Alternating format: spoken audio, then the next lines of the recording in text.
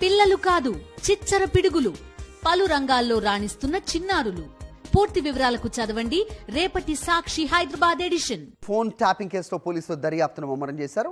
ఉమ్మడి నల్గొండ, మహబూబ్ నగర్ జిల్లాలకు చెందిన 4 బీఆర్ఎస్ ఎమ్మెల్యేలకు నోటీసులు ఇచ్చారు. ఫోరెన్సిక్ నివేదిక ఆధారంగా నోటీసులు అందజేశారు. రేపు మాజీ ఎమ్మెల్యే లింగయ్య విచారణకు హాజరు కానున్నట్టుగా తెలుస్తోంది. త్వరలో మరికొంతమంది ఎమ్మెల్యేలకు కూడా నోటీసులు ఇచ్చే అవకాశం ఉన్నట్టుగా కూడా చూస్తూ ఉన్నాం. మరిన్ని అప్డేట్స్ మా కరెస్పాండెంట్ వాసు ఇస్తారు. వాసు, మనం నిన్నే మాట్లాడాం.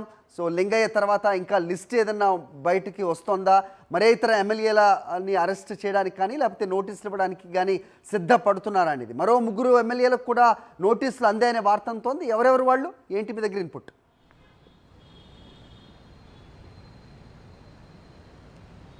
ఎస్ హరి, తెలంగాణ రాష్ట్ర వ్యాప్తంగా సంచలనం రేపుతున్నటువంటి కేసు ఫోన్ ట్యాపింగ్. ఈ ఫోన్ ట్యాపింగ్ కేసులో ఇప్పటివరకు కేవలం పోలీసు అధికారుల విచారణ వరకే పరిమితమైనటువంటి ఈ యొక్క విచారణ ఇప్పుడు బీఆర్ఎస్ నేతల చుట్టూ ఉచ్చు బిగిస్తుందని చెప్పాలి.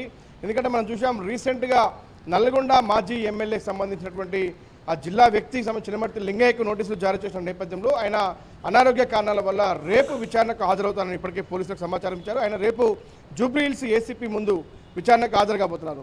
ఈ తరుణంలోనే మరొక 3కి నోటీసులు జారీ అయ్యి వాళ్ళు నల్లగొండ, మహబూబ్ నగర్ ఉమ్మడి జిల్లాలకు చెందినటువంటి మాజీ బీఆర్ఎస్ ఎమ్మెల్యేలుగా తెలుస్తూ ఉంది. వాళ్ళు ఎవరు అనే అంశానికి సంబంధించి పోలీసులు అయితే కొంత గోప్యత పాటిస్తూ ఉన్నారు.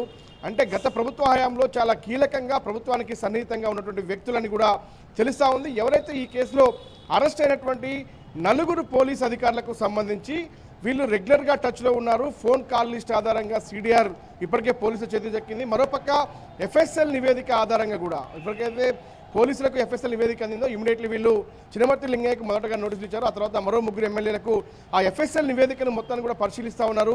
నిందితులతో ఎవరెవరు ఎన్నిసార్లు మాట్లాడారు, ఎలాంటి సంబంధాలు కలిగి ఉన్నారు, ఏ సమయంలో వాళ్ళతో మాట్లాడడం జరిగింది. ఎందుకంటే ఫోన్ ట్యాపింగ్ సమయంలో ఆ అధికారులతో సంబంధాలు కలిగి ఉన్న బీఆర్ఎస్ నేతలను గుర్తించే పనిలో ప్రస్తుతం సిట్టు ఉంది. ఈ నేపథ్యంలోనే 4కి నోటీసులు జారీ చేయడం సంచలనం కలిగిస్తూ ఉంది. ఇక ఈ కేసులో ఎస్ఐబి చీఫ్ A1గా ఉన్నటువంటి ప్రభాకర్ రావు ఇప్పటికే అమెరికాలో నేపథ్యంలో అతనికి రెడ్ కార్నర్ నోటీసులు జారీ అయ్యాయి. ఆ అంశానికి సంబంధించి ఇంటర్పోల్ను సంప్రదించి అతన్ని హైదరాబాద్ రప్పించే ప్రయత్నాలు పోలీసులు సాగిస్తున్నారు. అదే క్రమంలో మరో ప్రయత్నంలో భాగంగా ఇప్పటికే అతని పాస్పోర్ట్ సంబంధించి కూడా రద్దు కావడం జరిగింది. విదేశాంగ శాఖ కూడా ఆ సమాచారం చేరవేశారు. కాబట్టి ఏ క్షణమైనా ప్రభాకర్ రావును ఇండియాకు రప్పించి తద్వారా జూబ్లీహిల్స్ పోలీసులు విచారించే యోచనలో ఉన్నారు. అతను విచారిస్తే ఈ కేసులో కీలక పరిణామాలు చోటు చేసుకుంటాయి. మరికొంతమంది కీలక నేతలకు కూడా నోటీసులు జారీ అయ్యే అవకాశాలు కనిపిస్తున్నాయి. ఎందుకంటే ఇప్పటికే బీఆర్ఎస్ మాజీ ఎమ్మెల్యేలకే నోటీసులు జారీ అవుతుంటాయి.